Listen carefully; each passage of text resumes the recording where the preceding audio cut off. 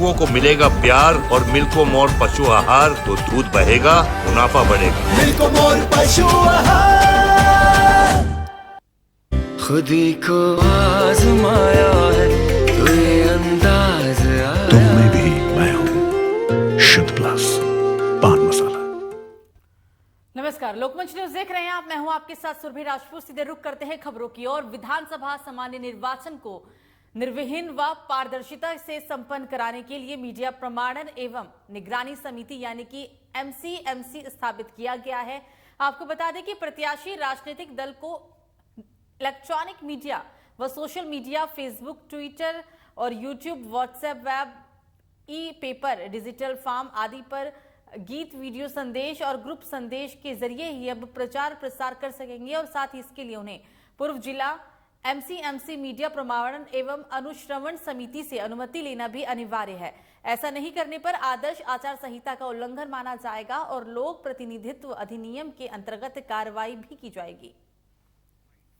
जो कमेटी है चुनाव आयोग की एक बहुत महत्वपूर्ण अंग है ये, और वर्तमान जो परिदृश्य है जिसमें कि ओमिक्रॉन का खतरे को देखते हुए इसकी भूमिका और अधिक महत्वपूर्ण हो जाती है, क्योंकि आप जैसे कि चुनाव आयोग की जो नई गाइडलाइन भी है कि आप डोर टू डोर कैंपेनिंग में भी कम से कम लोगों की इसमें व्यवस्था है केवल, और रैलियां भी कथित जगह तो रुकी हुई हैं। तो एमसीएमसी जो मीडिया सर्टिफिकेशन और मॉनिटरिंग कमेटी के रूप से के नाम से जानी जाती है, और इसका डिस्ट्रिक्ट लेवल और स्टेट लेवल पे दो रूप से बनाई जाती है। इसका मुख्य रूप से कि मीडिया में, इलेक्ट्रॉनिक मीडिया में, प्रिंट मीडिया में प्रत्याशियों या उनके कार्यकर्ताओं द्वारा किसी भी भ्रामक बातों का ना प्रचार किया जाए, किसी प्रकार से कुछ वायलेंस की बातें प्रचारित न हो, किसी का चरित्र हनन हो।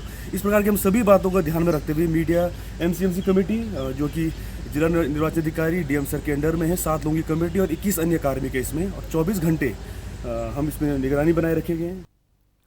तो वहीं विधानसभा रानीपुर भाजपा प्रत्याशी आदेश चौहान डोर टू डोर जाकर लोगों से जनसंपर्क कर रहे हैं, लोगों से भाजपा को वोट देने की अपील भी कर रहे हैं। और साथ ही भाजपा प्रत्याशी आदेश चौहान ने जानकारी देते हुए कहा है कि इस बार 60 पार भाजपा लेकर आएगी और उन्हें इस बात का पूरी तरीके से विश्वास भी है। आदेश चौहान ने यह भी कहा है कि जब हम लोगों के बीच आते हैं तो लोगों का प्यार, स्नेह हमें मिलता है और लोग भाजपा पार्टी में किए गए कामों की सराहना भी करते हैं।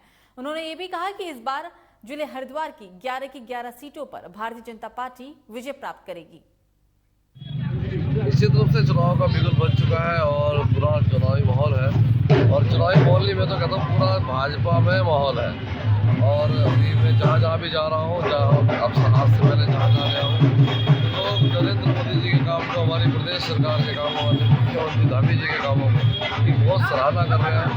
और मुझे लगता है कि रानीपुर विधानसभा के अंदर एक तरफा केवल भारतीय जनता पार्टी आपको दिखाई देगी, बाकी और कोई दल दिखाई नहीं देगा।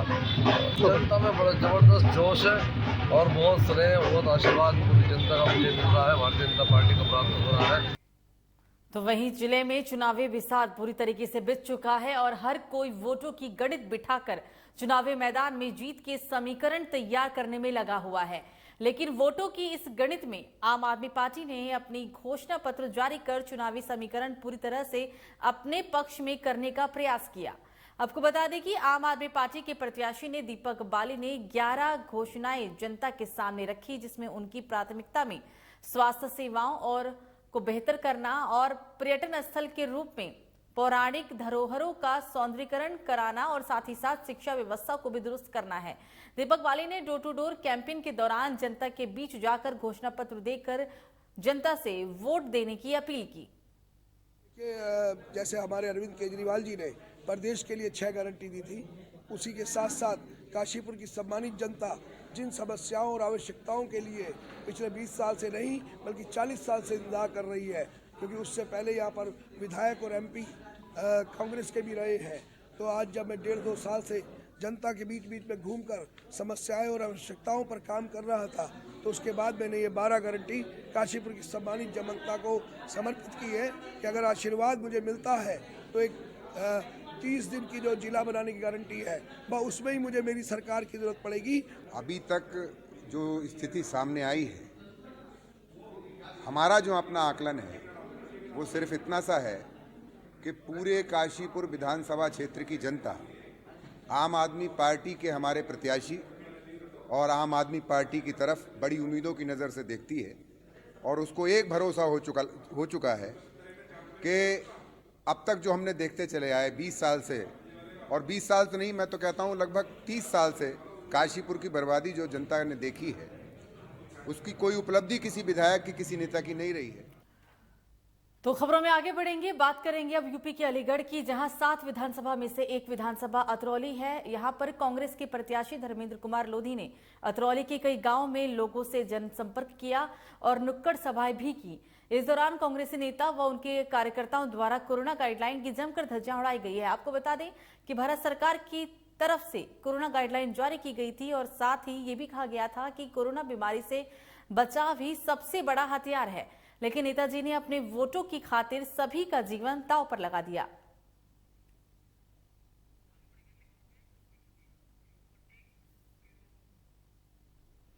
तो वहीं बदायूं सदर सीट से आम आदमी पार्टी के प्रत्याशी रितेश कुमार गुप्ता का नामांकन आज स्कूटनी के दौरान निरस्त कर दिया गया। आपको बता दें कि आम आदमी पार्टी ने आरोप लगाया है कि शहर विधानसभा पर जो रिटर्निंग ऑफिसर है वो यहां पर सिटी मजिस्ट्रेट भी है और उनके प्रत्याशी का नामांकन बीजेपी प्रत्याशी के इशारे पर ही निरस्त किया गया है। आम आदमी पार्टी ने इसकी शिकायत चुनाव आयोग से भी की। हाँ बताओ, क्या कारण रहे, क्यों किया उन्होंने निरस्त? आपका कारण स्पष्ट है। जो सिटी मजिस्ट्रेट साहब हैं यहाँ के, वो जो महेश चंद्र गुप्ता जी हैं, शहरी विकास मंत्री, वो उनके बहुत चहेते हैं। पिछले 3 सालों से यहाँ पे डटे हुए हैं। उन्होंने पूरे शहर का कबाड़ा कर दिया और इसी राजनीति षड्यंत्र के तहत आम आदमी पार्टी से ये घबराए हुए हैं, क्योंकि हमारे भी प्रत्याशी गुप्ता समाज से थे। उनको ये डर था कि हमारा वोट बैंक खिसक जाएगा, इसलिए राजनीतिक षड्यंत्र के तहत इन्होंने पर्चा खारिज किया है। तो यूपी विधानसभा चुनाव 2022 के लिए सभी दलों ने अपनी कमर कस ली है। सभी वर्ग के नेता पार्टी के प्रचार के लिए प्रदेश के अलग अलग हिस्सों में पहुंचकर डोर टू डोर कैंपेन कर रहे हैं।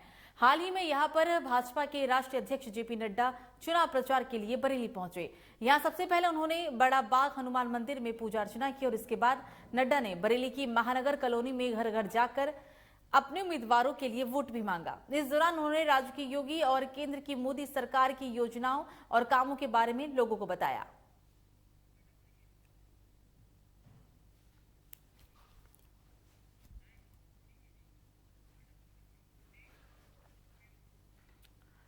तो फिलहाल बुलेटिन में मुझे दीजिए इजाजत। नमस्कार।